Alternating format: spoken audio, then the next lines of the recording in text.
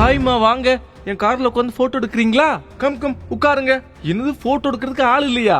சேச்சே, அதை பத்திலாம் நீங்க கவலையே படக்கூடாது. நான் இருக்கேன்ல, நான் நல்லா போட்டோ எடுப்பேன். கொண்டாங்க உங்க போனை தாங்க. அப்படிதான், கொஞ்சம் ரைட் கொஞ்சம் லெஃப்ட், அப்படி உட்காருங்க அப்படின்னு வரவங்க கிட்ட அன்பா பேசி அவங்களுக்கு போட்டோ எடுத்து கொடுத்து அவ்வளவு சூப்பரா கவனிச்சுக்கிறாரு ஏகே அவர்கள். இதெல்லாம் பாக்குறப்ப சார் நீங்க யாரு, தமிழ்நாட்டுல உங்களுடைய பவர் என்ன, உங்களுக்கான ஃபேன்ஸ் வட்டம் என்ன, அப்படிப்பட்ட ஆளு நீங்க இவ்வளவு எளிமையா இருக்கலாமா சார் அப்படின்னு பல பேர் ரொம்ப பாராட்டி புகழ்ந்து பேசிட்டு வர்றாங்க.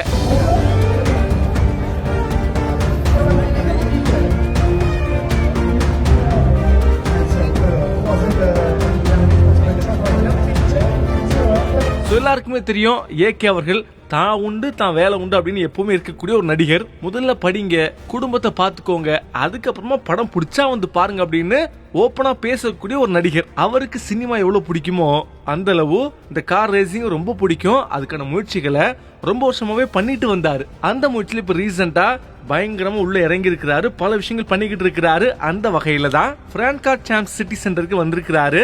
ஆல்ரெடி அது சம்பந்தமா வீடியோஸ் எல்லாம் வந்துருச்சு. குறிப்பா அஜித் குமார் ரேசிங் பேஜ்ல அப்டேட்ஸ் எல்லாம் கொடுத்துக்கிட்டே இருந்தாங்க. அதாவது கம்மிங் வீக்கெண்ட்ல பாத்தீங்கன்னா ஒரு ரேஸ் நடக்க போகுது, அதோட ப்ரிப்பரேஷனுக்காக ஆல்ரெடி வந்துட்டாரு அப்படின்னு சொல்லிக்கிட்டு இருந்தாங்க.